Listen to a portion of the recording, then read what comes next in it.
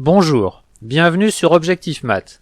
Dans cette vidéo, on nous demande de montrer que pour tout antinaturel n supérieur ou égal à 2, on a partie entière de racine carrée de n, plus partie entière de racine cubique de n, plus etc. plus partie entière de racine énième de n, égale à partie entière de logarithme en base 2 de n, plus partie entière de logarithme en base 3 de n, plus etc. plus partie entière de logarithme en base n de n.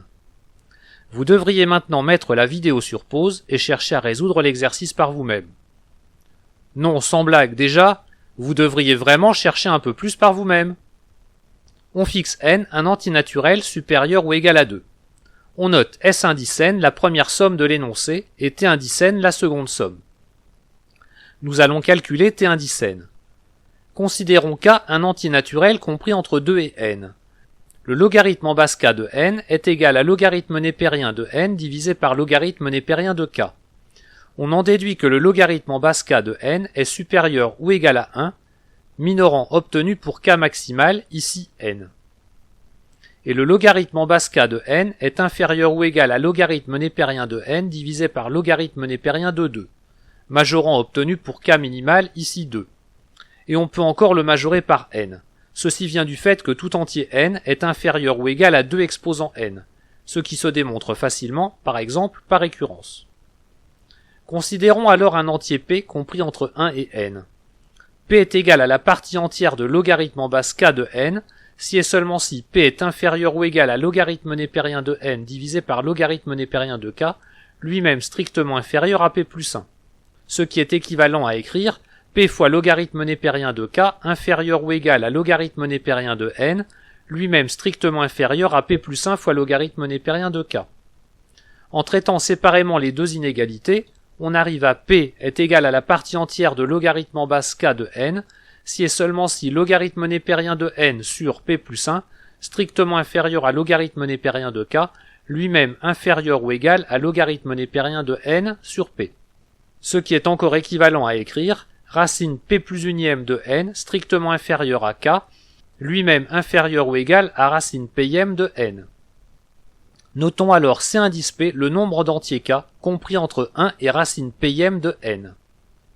Avec ce que j'ai écrit précédemment, il pourrait sembler plus normal de ne compter les k qu'à partir de 2. Mais avec ce choix, on a C indice p égale à partie entière de racine pième de n, qui intervient dans la somme S indice n.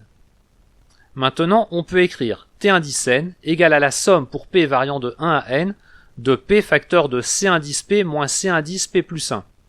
Car C indice p moins C indice p plus 1 est exactement le nombre d'entiers k tel que racine p plus unième de n soit strictement inférieur à k, lui-même inférieur ou égal à racine pième de n.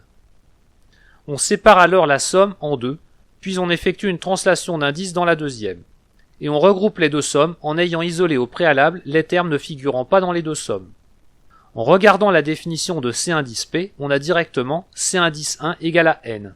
Et C indice n plus 1 égale à 1, car racine n plus unième de n est compris strictement entre 1 et 2. On en tire T indice n égale à la somme pour P variant de 2 à n de C indice P, ce qui est exactement la somme S indice n, et il n'y a plus qu'à conclure.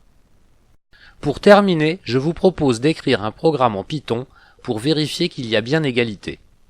On commence par charger en mémoire la fonction logarithme, log, qui se trouve dans le module math. Notez que la fonction log permet de calculer le logarithme dans plusieurs bases. Pour la fonction partie entière, j'utilise la fonction int, car ici on ne l'utilisera qu'avec des arguments positifs.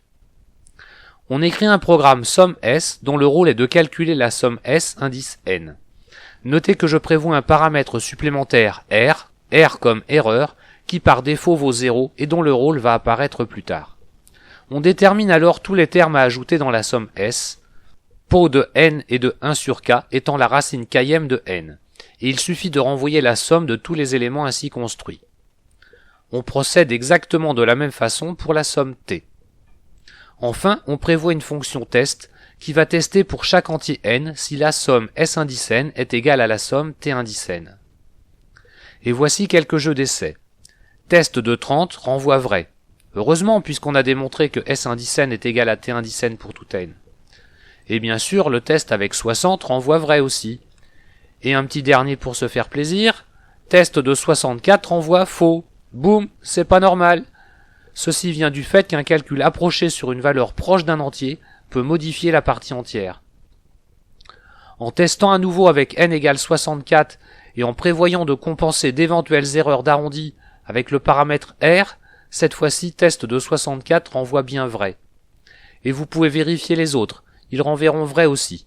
Bon, tous ceux que j'ai testés avec le paramètre r égale à 10 exposant -7 renvoient maintenant vrai. Mais il y a peut-être des exceptions, j'en sais rien. Si vous en trouvez, n'hésitez pas à les donner en commentaire. Voilà, cette vidéo est terminée, vous pouvez me laisser des commentaires et me poser des questions.